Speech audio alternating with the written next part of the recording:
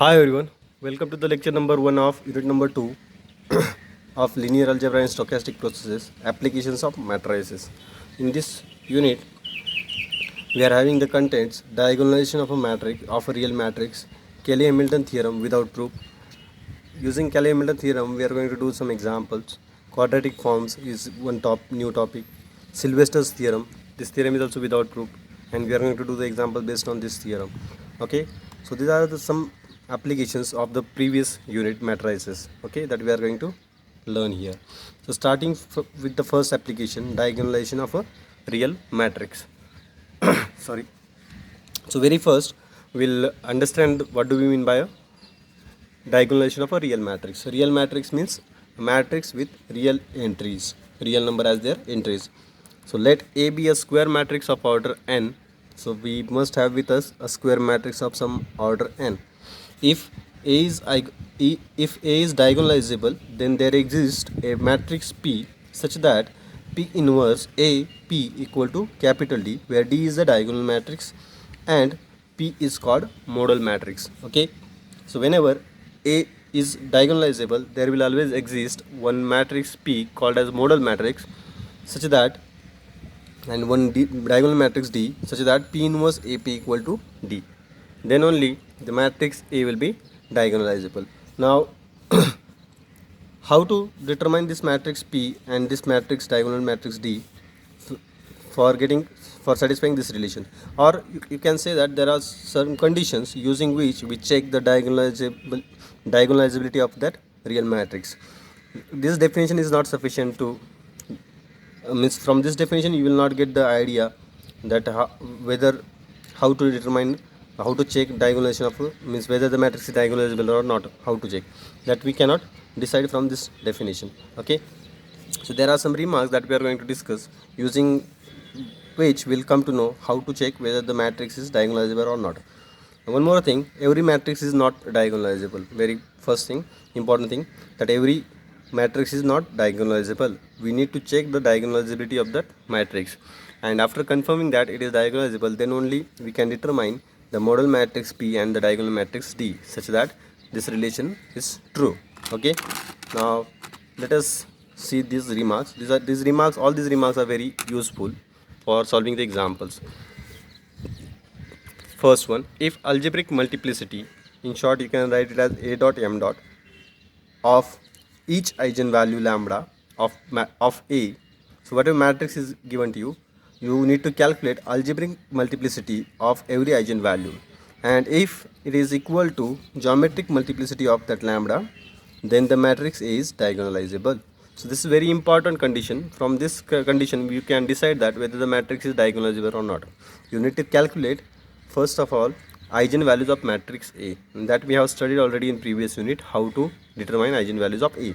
Then after calculating eigenvalues of A, for each eigenvalue you need to calculate its geometric multiplicity and algebraic multiplicity, and for every eigenvalue algebraic multiplicity and geometric multiplicity must be equal. Then only that matrix can be called as diagonalizable matrix, and only in that case you can determine the modal matrix P and diagonal matrix D. Now, what do we mean by algebraic multiplicity and geometric multiplicity? Algebraic multiplicity of eigenvalue lambda can be defined as am of lambda is the number of times lambda is repeated as the root of that characteristic polynomial. So if you want to calculate algebraic multiplicity of some eigenvalue lambda, you need to determine how many times that lambda is repeated as the root of the characteristic polynomial. Means how many times that root appears in that spectrum of A. Means spectrum of A is what? Set of eigenvalues of A. Suppose some eigenvalue is repeated 2 times. Okay, means if some matrix is having eigenvalues 2, 2, 3, it means 2 is repeated 2 times. So the algebraic multiplicity of the eigenvalue lambda equal to 2 is 2. Okay, because it is repeated 2 times. So in that way you can determine the algebraic multiplicity. Means you just need to count the number of times that root is repeated in that spectrum of A, means the set of eigenvalues of A. Okay, next, geometric multiplicity. Geometric multiplicity of lambda is the number of linearly independent eigenvectors associated with it. So whatever number of linearly independent vectors are associated with that particular eigenvalue lambda, that gives us the geometric multiplicity of that particular eigenvalue lambda. Okay, now what do you mean by linearly independent eigenvectors? So whenever you calculate eigenvector for some eigenvalue lambda, okay, so there you calculate the difference after putting the value of lambda in matrix equation. We determine the difference n minus r, okay, where n is the number of unknowns and r is the rank of that matrix A minus lambda I. Okay, so whatever that difference you'll get, that many independent vectors we get for that particular eigenvalue lambda. Okay, so if the one example we have solved uh, in the eigenvalue topic, where diagonally we have 2 2 2 as eigenvalue. Okay, so in that matrix we have obtained three vectors for the eigenvalue lambda equal to 2, because that lambda equal to 2 eigenvalue is repeated 3 times, right? And for that after putting the value of lambda equal to 2 in the matrix equation, we obtain the zero matrix, and the rank of the zero matrix is 0. So from that we have determined the 3 eigenvector for the repeated eigenvalue lambda, which is repeated 3 times. Means you may get 3 vectors for some eigenvalue, and the number of vectors, linearly independent vectors, that we get for that eigenvalue is called as geometric multiplicity. Now if you don't understand this concept, linearly independent eigenvectors, then formula is there for calculating geometric multiplicity. Geometric multiplicity can be calculated from this formula, n minus rank of A minus lambda I. A minus lambda I matrix is known to you. It appears in the matrix equation. So when you put the value of lambda here, you will get some matrix A minus lambda I. Whatever the rank of that matrix you will get, that rank you need to subtract from n, where n is the order of that matrix. Okay, so if it is 3 by 3 matrix, then 3 minus that rank. So whatever the number you will get, that will be your geometric multiplicity for that particular lambda, eigenvalue lambda. Okay, now every eigenvalue will have some algebraic multiplicity and geometric multiplicity, and you just need to equate them. For every eigenvalue you need to equate, and if you find some eigenvalue whose algebraic multiplicity is different from geometric multiplicity, in that case that particular matrix won't be diagonalizable. And whenever you will get that algebraic multiplicity is equal to geometric multiplicity for every eigenvalue lambda for some matrix, then that matrix will be diagonalizable. Okay, so using this formula also you can determine the geometric multiplicity. And algebraic multiplicity is very easy to calculate. Just you need to count the number of times that root is repeated in the as an eigenvalue of that matrix. Okay, now next remark is regarding the modal matrix P. The modal matrix P is formed by grouping the eigenvectors of A in square matrix form. Okay, means you just need to write the obtained eigenvectors as a square in the form of a square matrix. That will give us the modal matrix P. That is nothing but by writing eigenvectors in matrix column wise. So when you will write all the obtained eigenvector column wise, okay, and whatever matrix you will get, that matrix of eigenvectors is called as a modal matrix P. Okay, and one more remark: if all the eigenvalues of A are distinct, then the matrix A is diagonalizable. So this is also very important remark. When you find that if all the eigenvalues obtained are distinct, okay, means no eigenvalue is repeated, then directly you can claim that the matrix is diagonalizable without determining algebraic multiplicity and geometric multiplicity. Okay, and how we form modal matrix? Modal matrix is formed with the help of eigenvectors of that matrix. By writing eigenvector column wise, whatever matrix you'll get, that will be your modal matrix P. And the last remark is regarding the diagonal matrix D. This matrix is also called as spectral matrix, as it is having eigenvalues of A as its diagonal elements. So in diagonal matrix, what we are going to write? We are going to list the eigenvalues of the matrix A, and that matrix will be called as a diagonal matrix D. It is also called as spectral matrix. Okay, now in this diagonalization of a matrix, we determine two matrices, modal matrix and diagonal matrix. Diagonal matrix we determine with the help of eigenvalues, and modal matrix we determine with the help of eigenvectors. So again, the knowledge of eigenvalues and eigenvector calculation becomes important here. Okay, that application of eigenvalues and eigenvector is nothing but this diagonalization of a matrix. We use the knowledge of eigenvalues and eigenvector here for deciding the diagonalizability of the matrix and for determining the modal matrix and diagonal matrix. So one example of this type on the diagonalizability Determine whether the matrix A is diagonalizable. If diagonalizable, find the modal matrix and diagonal matrix. So first we are going to check whether the matrix A is diagonalizable or not. For that we need to determine eigenvalues. From eigenvalues, if they are distinct, then directly we can claim that it is diagonalizable. That remark we have. If some eigenvalue is repeated, in that case we'll calculate algebraic multiplicity and geometric multiplicity of that eigenvalues, and from that we'll determine whether it is diagonalizable or not. And when the matrix is diagonalizable, only in that case we can find modal matrix and diagonal matrix. Modal matrix P and diagonal matrix capital D. If it is not diagonalizable, then in that case we cannot, this next calculation you don't have to perform. If it is not diagonalizable, simply say there does not exist modal matrix and diagonal matrix. Okay. Now the matrix is 3 by 3 matrix 1 1 3 1 5 1 3 1 1. Now given matrix is 3 by 3 matrix. Hence the characteristic equation. For calculating eigenvalues we use characteristic equation. It is given as lambda cube minus s1 lambda square plus s2 lambda minus determinant of A equal to 0. This shortcut method we have, where s1 is trace of matrix and here it is 1 plus 5 plus 1 equal to 7. Now s2 is sum of minors of main diagonal elements. So there are minor sum of diagonals of sum of minors of main diagonal elements. Main diagonal elements are 1 5 1. Their minus will be these three, and after calculating the addition of these minors, that is determinants, the addition will be equal to 0. Okay, so s2 is 0 and determinant of this matrix is minus 36. Okay, you can check the calculations. So after putting this value in the polynomial, we'll get characteristic equation as lambda cube minus 7 lambda square minus 0 lambda plus 36 equal to 0. That is lambda cube minus 7 lambda square plus 36 equal to 0. After calculating the roots of this polynomial on calculator, we'll get the value of eigenvalues of this matrix as minus 2, 3 and 6, which is also when we write that in the set form, it is called a spectrum of A. The set of eigenvalues of A is minus 2, 3 and 6. Here all the eigenvalues of A are distinct.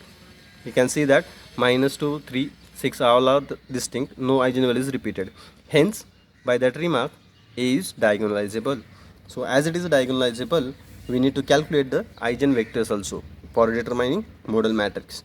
And from eigenvalues we can write the diagonal matrix directly. So at the end we will write the diagonal matrix and modal matrix once we calculate the eigenvectors. So as here 3 eigenvalues we are having, for every eigenvalue we are going to calculate what? Eigenvectors. Now out of 3, only one eigenvector I have calculated here. The remaining 2 you try to calculate at your own. After calculating all the 3 eigenvectors, finally we are going to write the modal matrix P. So now let us see the calculation of eigenvector. Now we are going to do the calculation for modal matrix and diagonal matrix. So for modal matrix we need to calculate eigenvectors. For that purpose, consider the matrix equation A minus lambda into x equal to 0. Now for first eigenvalue lambda equal to minus 2. If you put lambda equal to minus 2, you'll get here a plus 2i times x equal to 0. This capital X is vector x, y, z, because this is 3 by 3 matrix. And after a plus 2i can be obtained by adding in the diagonal entries of A 2, because 2i is the scalar matrix, diagonally 2 to 2 and the other entry is 0. So when we add this with A, diagonally 2 will get added. Okay, so after adding with A in the diagonal entries of A2, I have written this matrix 3 7 3. Other entries will be as it is. Now from this matrix, for calculating eigenvector, we are going to consider any 2 rows and we are going to apply Cramer's rule for calculation of eigenvectors. Okay, now if you see the first and third row, both are identical. So out of that only one row you consider. So from first row we'll get the equation 3x plus y plus 3z, and from the second row we'll get the equation x plus 7y plus z equal to 0. So 2 different equations you must get there. Okay, so as we have written 2 different equations from this matrix equation, the next thing is apply Cramer's rule. So after applying Cramer's rule, x upon determinant of 1371 minus y upon determinant of 3311, minus y upon determinant of 3311. Here by mistake I have written wrong. It is 3311. Okay, first is correct, 1371, second is 3311, and last z upon 3117. 3117. Please understand this. Okay,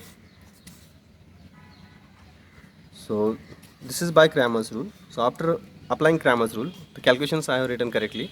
Only here I have interchanged the position of these two determinants.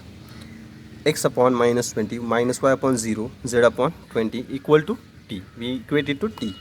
So from this we'll get the value of x as minus 20t, y as 0 and z as 20t. Now this 20t can be taken common.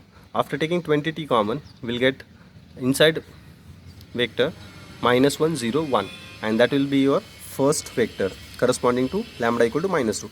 In similar way, you can do the calculation for eigenvector of lambda equal to 3 and for lambda equal to 6. You will get these two vectors minus 1 1 minus 1 1 2 1. Now after calculating all the three vectors, we can write finally the modal matrix P and diagonal matrix D. The modal matrix D, for writing modal matrix P, we write the obtained eigenvectors column wise. Okay, so starting from this vector, so this vector I have written first minus 1 0 1, second vector is minus 1 minus 1, and third vector is 1 2 1. Okay, now while writing diagonal matrix, whatever order of eigenvector you have followed, this is the eigenvector of minus 2, so that eigenvalue I will write first. The second column is for this eigenvalue lambda equal to 3, hence in the second column I will write the eigenvalue 3, and in the last column we have put the vector 1 to 1, so its eigenvalue will write at the last. So this order we need to follow. If you write the vector, you can write this vector first, this second. You can interchange the position of vectors also. So accordingly you need to interchange the position of eigenvalues also. In whatever order you have written the eigenvectors, in the same order you write the eigenvalues diagonally. Fine. So this is how you can do the example on diagonalizability. Means first you need to check whether it is diagonalizable or not, and once it is diagonalizable, calculate the eigenvectors and write the modal matrix and diagonal matrix. So for determining the calculation of modal matrix and diagonal matrix, we are calculating eigenvalues and eigenvectors only, nothing different. Now for practice, I am giving you, I have written here two examples for practice. This matrix is diagonal matrix, so upper triangular matrix, so its eigenvalue can be determined directly 3 to 5, and all of them are distinct eigenvalues, hence it will be diagonalizable. And for calculating modal matrix and diagonal matrix, you do the calculation of eigenvectors here for all the three eigenvalues. For 2 by 2 matrix also, you calculate eigenvalues and check whether it is diagonalizable or not. If you get distinct eigenvalue, it will be diagonalizable, and then you calculate eigenvectors and finally write the modal matrix and diagonal matrix like previous example. If you have understood this method, if you have not understood this method, if you have any kind of doubt, you can write in comment box. Okay, but hope you have understood all these things. These concepts are not difficult if you know the eigenvalues and eigenvectors well. Now in coming lecture, few more examples on this diagonalization I will take. Okay, and then we'll start after that in the next lecture we'll start another application. That's it from this lecture. Thank you.